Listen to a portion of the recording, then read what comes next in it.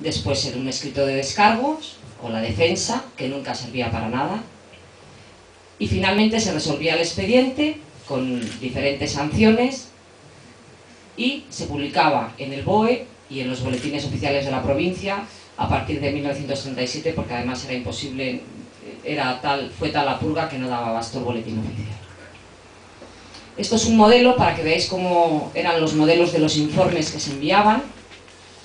El de la izquierda es el modelo y el de la derecha es el informe que manda el alcalde de Valladolid sobre Isaac Ramos, que era el director del colegio Pablo Iglesias, en la actualidad el Gonzalo de Córdoba. Entonces, como veis ahí, las preguntas, hacía ostentación de propaganda de ideas izquierdistas, asistía a reuniones, horas que dedicaba a la escuela, etcétera, etcétera. Y entonces, tanto el alcalde, el cura que correspondía a su colegio, la Guardia Civil y Falange, es decir, esto es un modelo del informe que enviaba el alcalde. Entonces va contestando, pues pertenecía a la Casa del Pueblo, a los trabajadores de la enseñanza, creo que por ahí dice que propagó ideas de homenaje a Marcelino Domingo, asistió a reuniones públicas, los niños llevaban los puños en alto. Estos son el tipo de informes que va generando esta documentación. Estos otros dos, para que veáis, el otro era del alcalde de Valladolid.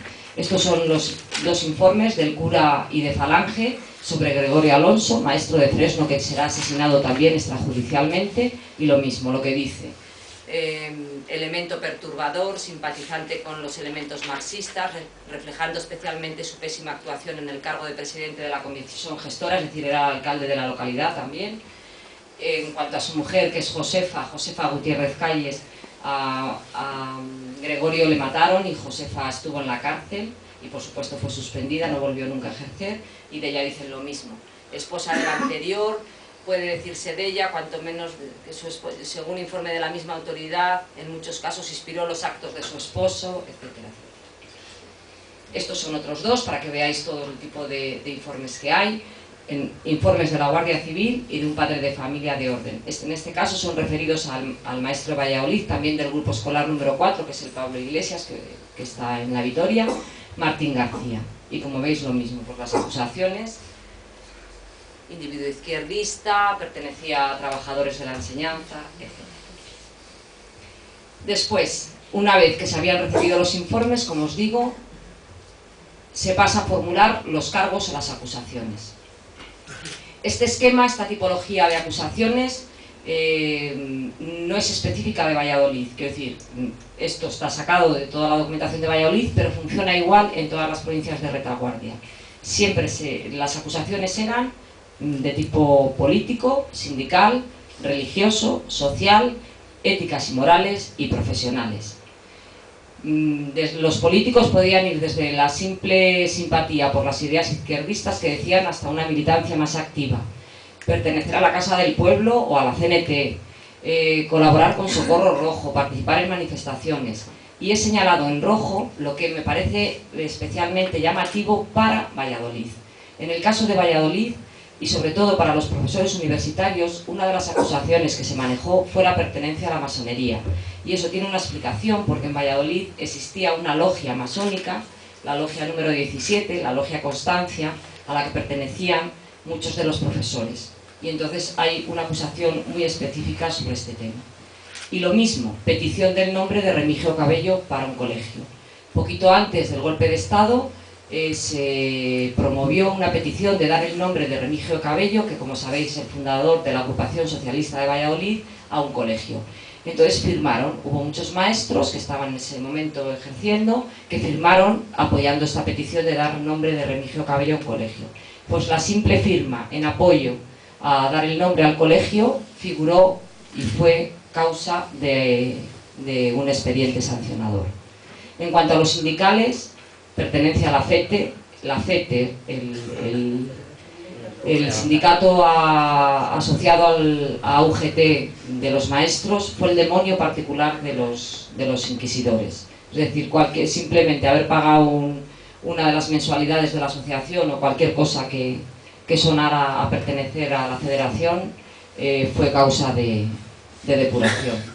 y por supuesto la pertenencia también a otros sindicatos, como veremos después con Pablo, como fue el caso de su abuelo. En cuanto a los religiosos, por supuesto, incumplimiento de deberes, actuaciones en contra de la religión, y he vuelto a señalar en rojo lo que es más característico para Valladolid. En Valladolid había un núcleo protestante importante, que además muchos de sus miembros eran maestros, en concreto la familia Borovia, a la que yo tengo un especial cariño, y casi todos ellos, por no decir prácticamente todos, sufrieron la depuración. En cuanto a los sociales, bueno, por supuesto, cualquier cosa que significara la defensa de un Estado laico, desde no estar casado por la Iglesia, no estar bautizado y lectura de prensas de izquierdas, todo fue sancionado. Y en cuanto a las éticas y morales, luego lo he señalado en rojo, ya lo ha dicho antes Asun. En este caso lo que me interesa señalar es que precisamente estas acusaciones fueron dirigidas contra las mujeres maestras. Fueron las mujeres las que sufrieron fundamentalmente la depuración, acusándolas. Había una vertiente que era, desde el punto de vista profesional, decían que innovaban pedagógicamente, pero además, sobre todo, se juzgó su conducta privada, se juzgó la moral. Es decir, el ejercicio de la libertad de estas mujeres, tanto en público como en privado, eran mujeres separadas, eran mujeres que acudían solas a teatros sociales, eran maestras que se atrevían a hablar de la sexualidad en las aulas. Ese ejercicio les costó a muchas la vida y, por supuesto, la separación de la docencia. Mujeres, quiero señalarlo también, que trajeron a Valladolid a políticas como Clara Campoamor, como Margarita Nelke, y eso figura en todos los expedientes, que se paseaba del brazo con Margarita Nelke, cosas así.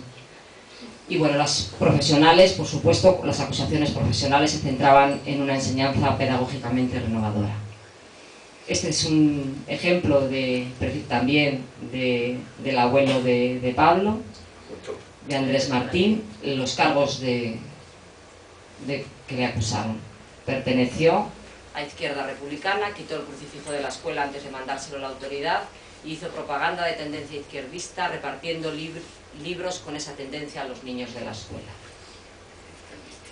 Una vez que se habían los informes, se recopilan, se argumentan todos los cargos y las acusaciones, y a partir de ese momento se abre un periodo de 10 días en los que el maestro puede presentar su defensa. El escrito de descargo, que como os digo, casi nunca servía para nada. Simplemente he traído 3 páginas, porque me parecen especialmente emotivas, que utilizó el maestro también, de nuevo, del Pablo Iglesias, Martín García, para defenderse. Son 3 páginas del cuaderno escolar de uno de sus alumnos, que él presenta para defenderse de la acusación de que ejercía una enseñanza perniciosa. Entonces él dice, ¿qué enseñanza perniciosa? Esto es lo que yo enseñaba a los niños en el colegio. Esto es en marzo del 36 y estremece mucho pensar que pocos meses después se va a desartar la barbarie y la sinrazón. Este es el ejemplo. Estaba estudiando geografía, en este caso ciencias, el corazón, arterias, venas, y como no, con la bandera republicana para enseñar historia. Dice, los hombres necesitan hablar para entenderse. El modo de hablar se llama lenguaje en España. Hablamos el lenguaje español. También se habla en casi toda América del Sur. En España tenemos un sistema de gobierno llamado república. El jefe de la nación, que es el presidente de la república, se llama don Niceto Alcalá Zamora. Bueno, pues una vez recogidos los informes, presentados los cargos, presentadas las defensas, se pasaba a la resolución del expediente. Estos son los modelos tipos, cómo se solucionaba el expediente. Y por lo tanto llegaban las sanciones. Las sanciones eran de todo tipo, desde inhabilitaciones para ejercer cargos directivos y de confianza, traslados dentro y fuera de la provincia,